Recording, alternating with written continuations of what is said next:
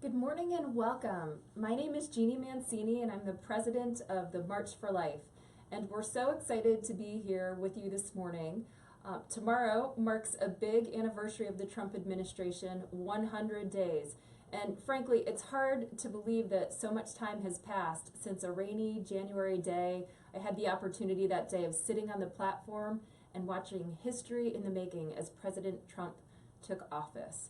And so what I'd like to talk to you about this morning is what we've seen as pro-lifers in the first 100 days, because we've really had so many victories and it's been just a tremendous opportunity for the pro-life movement. So we're appreciative of your support of the March for Life. We're so excited that you're joining us this morning for this Facebook Live, and we'd love to know where you're from this morning. So welcome, and I'm just going to take a few minutes to talk a little bit about the pro-life accomplishments that we've seen in the first 100 days of the Trump administration. So first and foremost, on January 27th and the week leading up to it, as we celebrated the 44th annual March for Life, we had unprecedented support from the White House, and we are just so grateful for that. We had, for the first time ever, a standing Vice President of the United States, Mike Pence, address the marchers in person. And there he talked about the fact that life is winning. And it's really true, and we'll talk a little bit more about that this morning. We also had the senior counselor to the president, Kellyanne Conway, join the March for Life and talk especially about how being pro-life is pro-woman. And isn't that the truth, as we all know? And in addition, the week leading up to the March for Life, the White House, whether it was the press secretary or some of the advisors to the president in their media interviews, or even the president himself during a media interview, asked the media to cover the March for Life, which hasn't always been the case. They haven't always covered it, but we did see unprecedented media coverage of the March for Life this year, and we hope that that continues. We hope that that continues. So that's the first victory and the first accomplishment within the first 100 days is the unprecedented support of the March for Life. Second, personnel is policy, right? We all know that, and so the two people that I just named that spoke at the March for Life, Kellyanne Conway and of course Vice President Pence, are longtime pro-lifers and supporters of building a culture of life.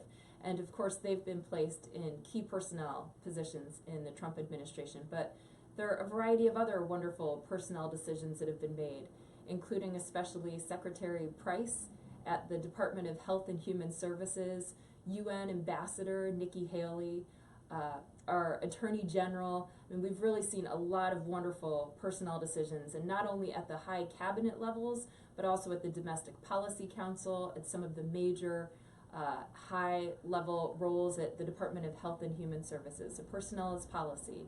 And we encourage the Trump administration to continue to fill the many personnel appointments that still remain vacant. On January 23rd, less than a week into the new administration, President Trump reinstated the Mexico City policy, which prohibits foreign assistance going to abortion providers. And like every Republican administration since Reagan, President Trump did this, and within only just a few days of becoming president. On January 31st, potentially the most important decision and policy move that has happened during the Trump administration, President Trump nominated Neil Gorsuch to the Supreme Court. And of course, we know now that he was confirmed, but there was a nasty battle for that, despite the fact that he had impeccable qualifications in the way of education and experience, temperament, ability to write copiously about judicial decisions. And so we're delighted that he's been confirmed. And then more recently, on April 4th, we saw the administration eliminate funding for UNFPA, the United Nations Population Fund, and of course, in that decision, that money was redirected to the Agency for International Development. By the way, I should say, for those of you who are joining us, this is Jeanne Mancini. I'm president of the March for Life, and right now we're covering the first 100 days, which of course happens tomorrow, of the Trump administration, and we're talking specifically about some of the pro-life policy decisions that have been implemented in such a short period of time.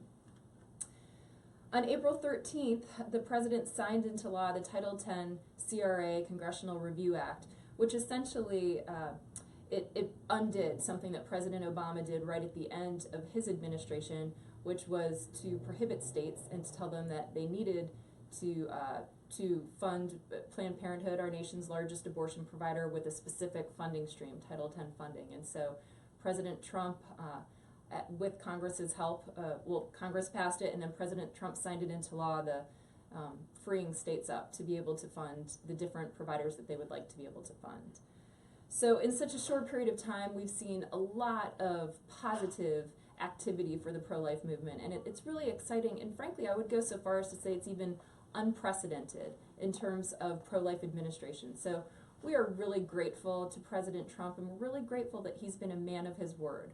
We look forward to working with the administration to continue to enact good pro-life public policy, and there's lots of opportunity in the days ahead. So thanks so much for tuning in. Again, Jeanne Mancini with the March for Life. Hope you have a wonderful weekend.